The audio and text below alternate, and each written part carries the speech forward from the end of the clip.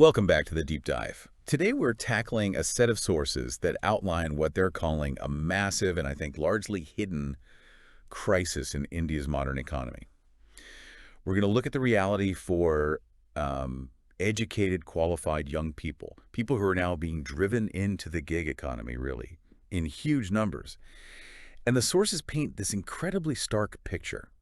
Just imagine the scene on New Year's Eve 2026. You have parties, people celebrating, ordering food. And who's delivering it? Exactly. Who is making those deliveries? A huge number of them, according to these reports, are graduates, postgraduates, people who've just run out of every other option. And that contrast is really the core of it, isn't it? The celebration on one side and the desperate labor that's fueling it on the other. This isn't just an employment statistic. Right. The sources are calling this an accelerating survival crisis. They see it as a deep structural failure that you can't just explain away by saying there's a skill gap. So let's talk about that systemic failure. For years, the narrative around India has been this demographic dividend, right? This huge youth population ready to work. But these sources argue that dividend is, well, it's quickly becoming a demographic liability. So what's the mechanism? What is driving this huge shift? It's really a question of power and economic design. The analysis points directly to the failure of the classic trickle-down model. Okay. When you have an economy that the sources describe as being defined by crony capitalism, then wealth and power just. They concentrate at the very, very top. And this concentration, well, it means that even while the biggest companies are thriving, that growth doesn't create broad quality jobs. It just doesn't trickle down. The policies all favor these huge conglomerates, and that actually suffocates the medium-sized businesses that would normally create those stable formal sector jobs. I see. So for our deep dive today, we're moving past the big theories, and we're going to look at the human cost of this, the anecdotes and the really shocking data that define what's being called a merciless system of exploitation. We're looking for the proof that this is about survival. Let's start with the generational shift, because that just illustrates so perfectly how quickly things have fallen apart. The sources talk about a generational path that has been violently reversed. It really has. We're talking about the generation that retired from what they called secure Babu-grade jobs, stable government positions, clerical work. The kind of job that meant security for life. Exactly. A fixed salary, guaranteed promotions, and critically, a reliable pension. That was the bedrock of India's middle class for decades. And their children. The ones with graduate degrees, master's degrees. They're the ones lining up to be delivery drivers. It is a stunning reversal of fortune. And it's made worse because those old safety nets are gone. Right. Completely. The sources really emphasize this. The old pension system is a thing of the past. So the parents who might have been able to support their unemployed kids, they're now on something called the National Pension System, the NPS. And the NPS isn't enough. How does that lead to instability in the family? Because it's often totally inadequate. I mean, compared to the old schemes, it's nothing. The returns are tied to the market, and with inflation, healthcare costs. The money is barely enough for the retirees themselves. They can no longer be that economic anchor for their own children. So the pressure on the entire family just becomes unbearable. So you have this collapse of family security, plus these huge economic blockages. The corporate-focused model isn't creating the jobs. But the sources point to another problem, too. Education.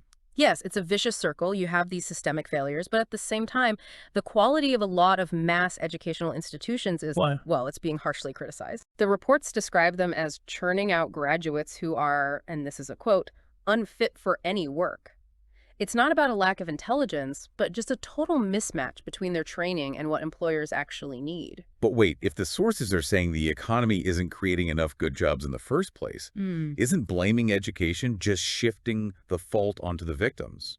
That's the critical question, isn't it? And the reality is that both problems are feeding each other.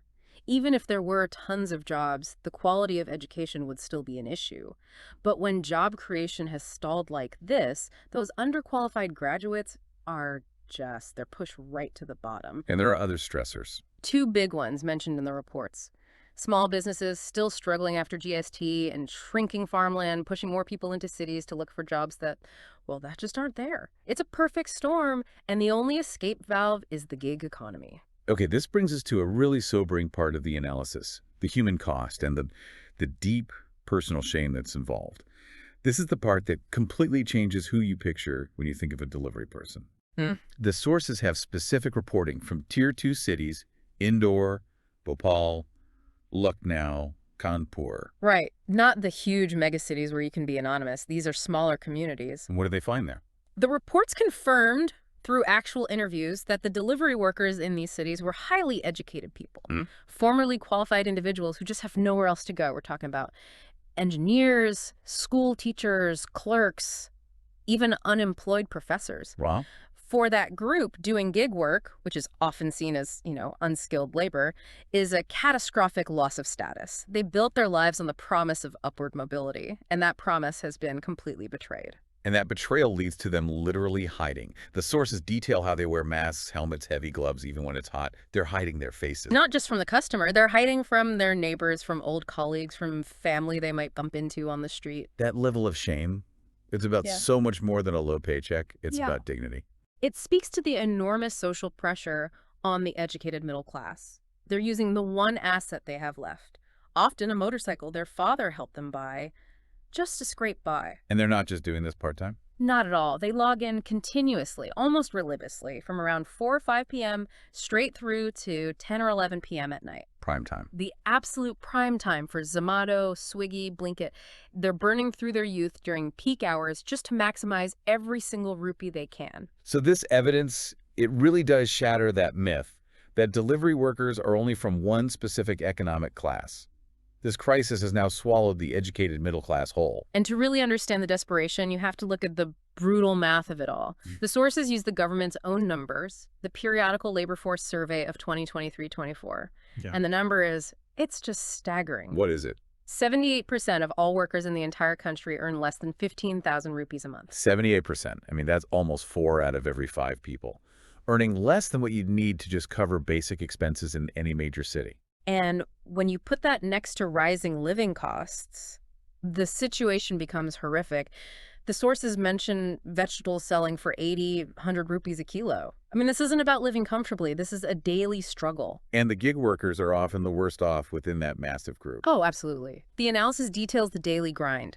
Many are logged in for 16, even 17 hours a day. 16 hours. That's Yeah. not sustainable. It's beyond human limits. And for all that effort, they barely manage to make around 750 rupees per day. And that's before costs. Right, that's the top line number. But they have to pay for their own fuel. That's where the math gets really brutal. Fuel is their biggest immediate cost. The reports estimate that a huge chunk of that 750, maybe a quarter, sometimes even a third of it, is just gone, eaten up by petrol just to keep the bike running. So after fuel and maintenance and platform fees, Mm-hmm.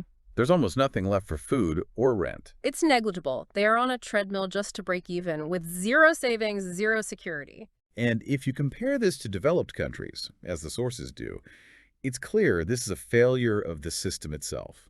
It is. In other places, gig workers can often earn a decent living, they can save, they have social security, and companies tend to behave a bit more responsibly.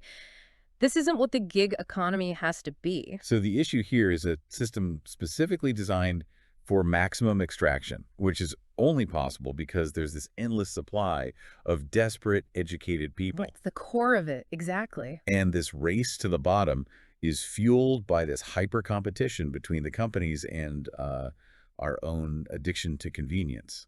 It creates a really dehumanizing environment. The sources point to that competition directly. If they deliver in 15 minutes, we'll deliver in 10. The delivery person stops being a human. They're just a machine in the algorithm. A variable to be optimized for speed. Exactly. Accident risk, injury, that's all secondary to the delivery time. And we, the consumers, are a huge part of this.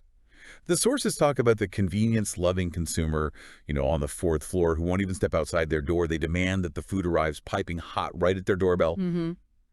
But is that really the consumer's fault? Or is it the system that creates and encourages that kind of demand? Well, it's a bit of both, isn't it? The corporate model is built to exploit the worker's vulnerability and the consumer. Well, we passively accept the results of that exploitation because it gives us what we want instantly.